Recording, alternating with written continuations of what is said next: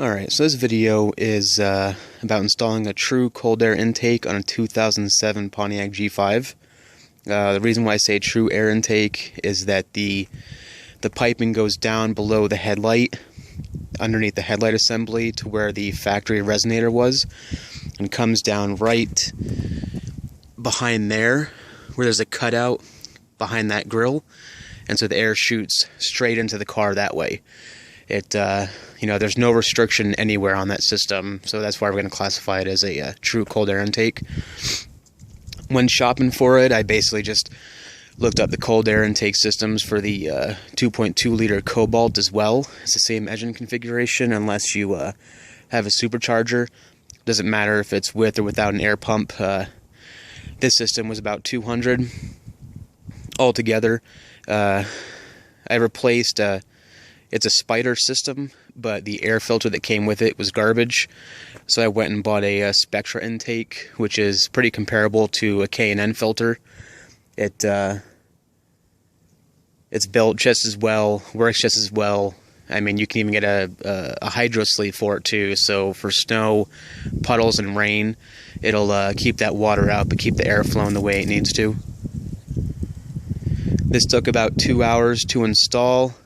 The reason why it took a little bit longer than what it should is because it's a tight fit getting down in there to get behind the headlights, to get underneath the headlight assembly where the resonator was, and to get the tubing down there and then get the filter. The instructions that came with it, obviously, they say that you should take the bumper off, and granted, it would have been a lot easier to install it without the bumper installed. But you can still do it. If you try to take and get it professionally done, when I quoted them out, it was between $250 and $300, just because the biggest part was taking the bumper off. So paying that amount to do that, I ain't having none of that. So self-installed, it definitely makes differences, all for the better. First, you get the sound from underneath the hood when you get on it. It definitely sounds a lot more aggressive. I already have a Megan exhaust system, so adding the cold air intake to that system has an awesome growl, even more so than before, which I guess you call it, you hear it and you call it like a head turner or whatever. The best benefit, though, has to be the gas mileage that I've gained. A lot of people say, oh, well, you can get 30 horsepower with a cold air intake. Yeah, no. You maybe get like 4 to 6, and even then it's not really even noticeable.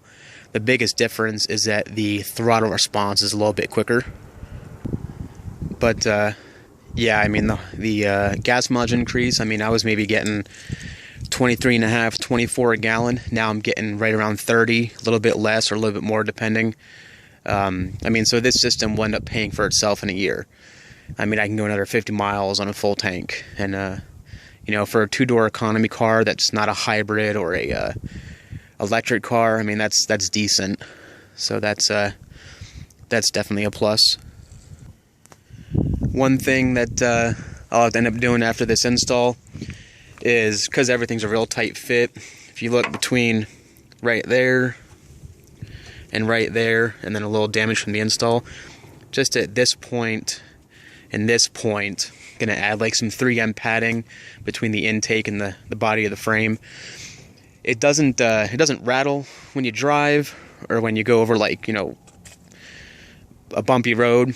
It's just I don't like that it keeps kind of hitting the car like that. It'll just completely just strip all that paint away, and it can get kind of annoying. Obviously this isn't anything super to look at, but So the hardest thing about the install was just fitting in there without taking the bumper off. You can still do it. It'll just kind of suck up a little bit more time. But I'll get another video uploaded here shortly that'll kind of have the after. No sense in a before video. I mean, everybody knows what these cars sound like before anything's done to it. But I'll get that uploaded.